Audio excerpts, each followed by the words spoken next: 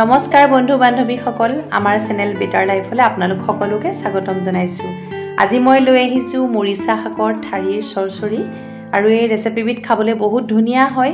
তাৰ কাৰণে এয়া চাওক মই মৰিচা শাকৰ এদৰে ঠাৰি লৈছো আৰু ঠাৰিখিনি বাকলি গুচাই লৈছো আৰু সৰু সৰু টুকুৰা কৰি মই কাটি লম। আপোনালোকে নিশ্চয় এদৰে খাই চাইছে, খুব ধুনীয়া হয়। যদিও আপোনালোকে খাই চোৱা নাই এদৰে এবাৰ ৰান্ধি খাই চাবচোন, বৰ ধুনীয়া হয়। এয়া ইতিমধ্যে মই মৰিচা শাকৰ ঠাৰিখিনি চাও খুব ধুনীয়া কৰি টুকুৰা টুকুৰ কৰি এদৰে কাটি ললো। খুব বেছি ডাঙৰ টুকুৰা কৰা নাই, এনেদৰে কৰিছো। আৰু লগতে কেইটামান পকা জলকীয়া লৈছো, আলু এটা এদৰে দীঘল দীঘলকে মই কাটি লৈছো, পিয়াজ এটা মিহিকে কাটি ললো, আদা নহৰু অকণমান খুন্দি লৈছো। এয়া সৰিয়হ প্ৰায় 2 চামুচমান তিয়াই থৈছিলো আৰু বিলাহী কাটি লৈছো।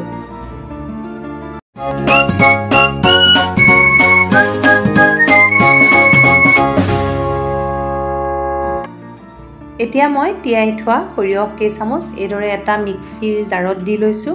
সেইখিনি আচলতে মিহি এটা পেষ্ট প্ৰস্তুত কৰি লম।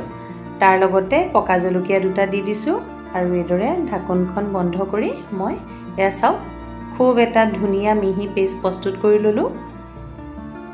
এতিয়া এখন কেৰাহী পাতিছো, তাতে মিঠাতেল দিছো আৰু লগতে কেইটামান গোটা জিৰা দি দিছো, শুকান জলকীয়া পকা জলকীয়া এটাও দি দিছো আৰু লগতে অকণমান আদা নহৰু এদৰে থেতেলি দিছো, পিয়াজ কাটি দিছো আৰু খুব ভালকে এদৰে ভাজি থাকিম ৰঙচুৱা হোৱালৈকে। এয়া প্ৰায় ৰঙচুৱা হৈ গ'ল। এতিয়া ইয়াতে মৰিচাৰ ঠাৰিখিনি মই দি দিছো,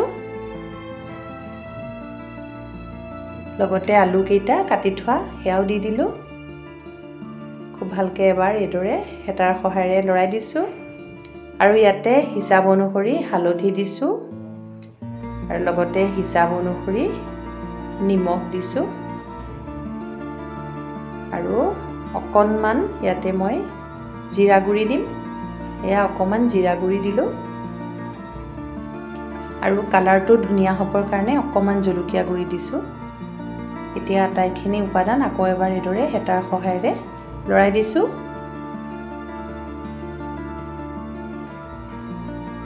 আৰু এতিয়া ইয়াতে যোনখিনি বিলাহী কাটি ৰাখিছিলো, কাটি ৰখা বিলাহীখিনি দি দিছো, পুনৰ এবাৰ লৰাই দিলো। অকণমান সময় এতিয়া প্ৰায় 10-15 মিনিটমান সময় ঢাকোনত ৰাখিছো যাতে অকণমান ভাজ খাব। এয়া প্ৰায় 10-15 মিনিট হৈছে, অলপ অলপ ভাজ খাই আহিছে। এতিয়া ইয়াতে মই যোনখিনি সৰিয়হ পেষ্ট কৰি ৰাখিছিলো, সৰিয়হৰ পেষ্টখিনি দি দিছো। এয়া আটাইখিনি সৰিয়হৰ পেষ্ট দি দিছো, পুনৰ এবাৰ লৰাই দিলো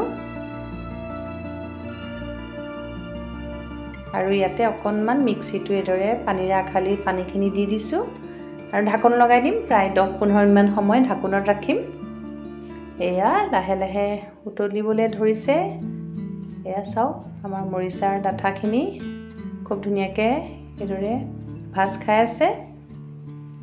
এয়া ইয়াতে অলপ এতিয়া গৰম পানী দি দিছো, যিহেতু মৰিচাৰ ডাঠাটো অকণমান টান হয়, সময় লাগে সিজোতে। পুনৰ এবাৰ ঢাকন লগাই দিছো।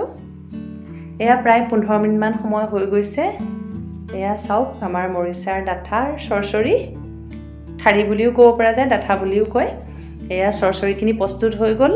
এতিয়া মই পৰিৱেশন কৰিম। এইদৰে এটা বাউলত মই পৰিৱেশন কৰিছো আৰু এইদৰে আপোনালোকে মৰিচাৰ ঠাৰিৰ চৰচৰি সৰিয়হেৰে ৰন্ধা খুব ধুনীয়া হয়। এবাৰ ৰান্ধি খাই চাব, যদি আপোনালোকে খাই চোৱা নাই। সঁচাই খুব ধুনীয়া হয়। গৰম ভাতৰ লগত এইদৰে জুতি লৈ চাব।